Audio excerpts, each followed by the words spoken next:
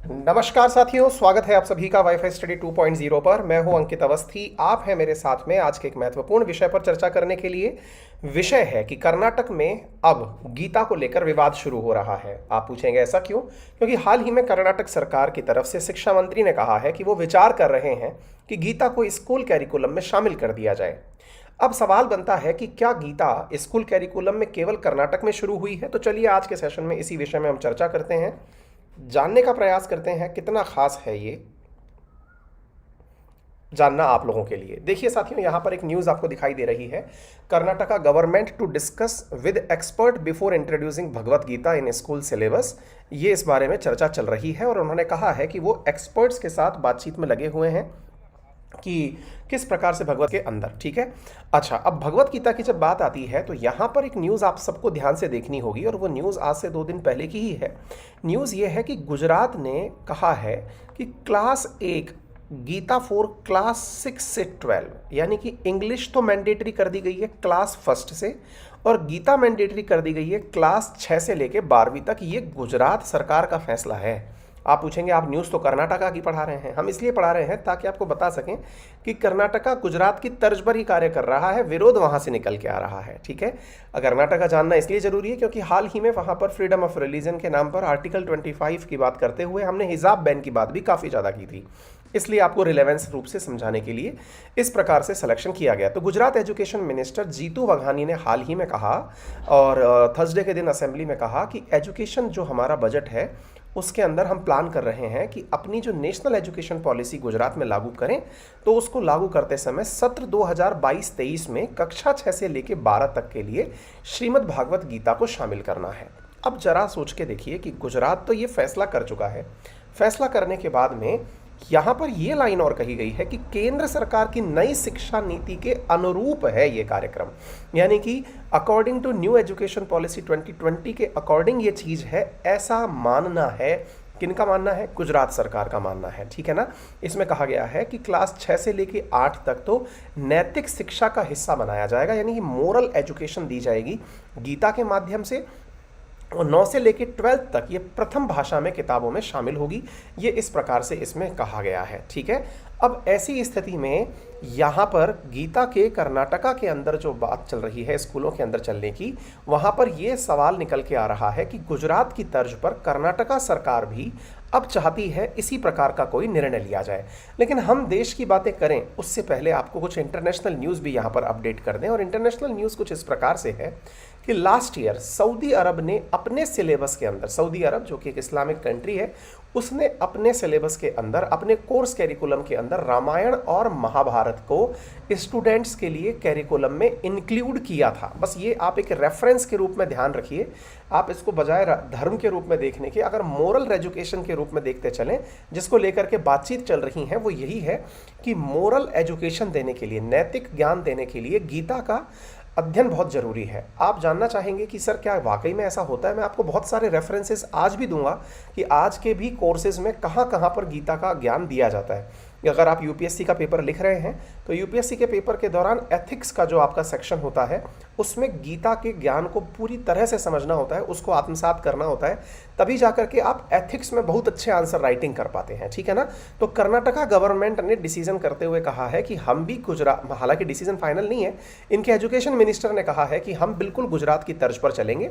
ये इनके education minister हैं जिनका नाम है पीसी नागेश। इन्होंने कहा है कि हम एजुकेशनलिस्ट जो शिक्षाविद हैं उन लोगों के साथ बातचीत कर रहे हैं कि कर्नाटका के प्राइमरी और सेकेंडरी मतलब एजुकेशन के अंदर किस प्रकार से मोरल को अपलोड करने के लिए बच्चों के अंदर किस प्रकार से मोरल को अच्छा किया जाए, उनके अंदर किस प्रकार से नैतिक शिक्षा को बढ़ावा दिया जाए, उसके लिए इस कार्य को कराया जाएगा। ठीक है ना। अच्छा, नैतिक शिक्षा के नाम पर इस समय एक बहुत बड़ी चीज़ छिड़के आती है और वो ये है कि आफ्टर ऑल मोरल्स है क्या। आपको मालूम होगा कि अक्सर मैं क्लास के अंत में एक लाइन बोलता हूँ, बड़ों का सम्मान करें, छोटों को प्यार दें, अपना व्यक्तित्व इस प्रकार से विकसित करें कि महिलाएं आपके साथ सुरक्षित महसूस करें। साथियों, यदि आप इन 3 पंक्तियों को बार बार दोहराएंगे तो आपको पता चलेगा कि असल मायने में ये भी गीता का सार है जो मैं अंत में आपको बोलता हूँ कि अपना व्यक्तित्व इस प्रकार से विकसित करें कि महिलाएं आपके साथ सुरक्षित महसूस करें। इसलिए बोलता हूँ क्योंकि एक महिला की आबरू को जब महाभारत में आपने देखा कि किस प्रकार से जुए के खेल में, द्यूत के खेल में बोली लगा दी गई, उसकी वजह से महाभारत हुआ। यानी कि अगर उस समाज के हिस्से में महिलाओं का सम्मान होता तो महाभारत जैसा कलेश ना हुआ होता। बड़ों का सम्मान करें। बड़ों का सम्मान करने की जो नीति है वो आपने चाहे महाभारत जैसा, वो चाहे आपने महाभारत के अंदर पांडवों को देखा हो, चाहे रामायण के अंदर भगवान श्री राम के अपने भाई जो लक्ष्मण और भरत शत्रुघ्न को देखा हो, इन सब से आपको ये समझ में आ जाएगा। बड़ों को प्यार, बड़ों का सम्मान, छोटों को प्यार, फिर भगवान राम का जो भरत मिलाप वाला प्यार है अगर आप उसे देखें तो ये हमारे नैतिक मूल्य ही हैं जिनसे कि हम समाज की और विशेष रूप से भारतवर्ष की कल्पना कर सकते हैं। और भारतवर्ष की कल्पना में नैतिक मूल्यों का होना बहुत जरूरी है, इसलिए मोरल एजुकेशन में गीता को इंक्लूड करने की बातें चल रही हैं, ठीक है ना। इसमें कहा गया है, जो यहाँ के शिक्षा मंत्री बीसी नागेश हैं कर्नाटक के, उन्होंने कहा है कि हम केवल गीता ही नहीं, पंचतंत्र की कहानियाँ, एपीजे अब्दुल कलाम जी की किस्से, वो प्रेरकदायी प्रसंग भी शामिल करेंगे जो कि विद्यार्थियों में वैल्यू एडिशन के लिए काम में आते हैं, ठीक है। तो उम्मीद है आपको ये बात समझ में आ जाए। सीएम वसवराज बोम्मई से पूछा गया कि क्या आप लोगों ने ये डिसीजन ले लिया है, तो इन्होंने कहा कि देखिए हम लोगों का चूंकि मोरल वैल्यूज को बढ़ाने पर फोकस है, तो ऐसी स्थिति में प्रॉपर डिस्कशन चल रहा है। शिक्षा मंत्री अपनी जानकारी हमें जब शेयर करेंगे तब हम उसके हिसाब से जानकारी ले लेंगे, ठीक है।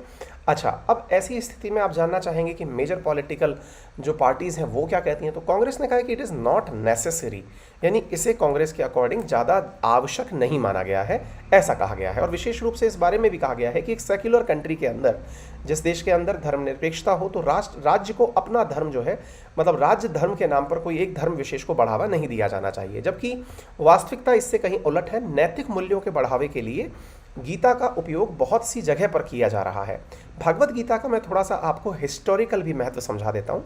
गीता जो है वो एक संस्कृत में लिखा हुआ एक, मतलब एक प्रकार से समझिए कि महाभारत के अंदर चैप्टर 23 से 40 के बीच में बुक नंबर 6 के अंदर गीता के डायलॉग्स को लिखा गया है, जो कि अर्जुन और भगवान श्री कृष्ण के बीच के संवाद हैं, जिन्हें एक साथ में मेंशन करके लिखा गया है, ठीक है ना। आप जानना चाहेंगे कि शिक्षा के क्षेत्र में अपनी अलग पहचान बना चुका दिल्ली, वो इस बात को कैसे लेता है। तो मनीष सिसोदिया जी ने कहा कि मुझे गीता लगाए जाने से कोई आपत्ति नहीं है, लेकिन उन्होंने एक पॉलिटिकल बयान दिया जिसे हम रिसाइट करना आपके लिए नहीं जरूरी समझते। लेकिन आपको ये जरूर बताना चाहेंगे कि किस किस जगह पर गीता का आज भी उपयोग होता है।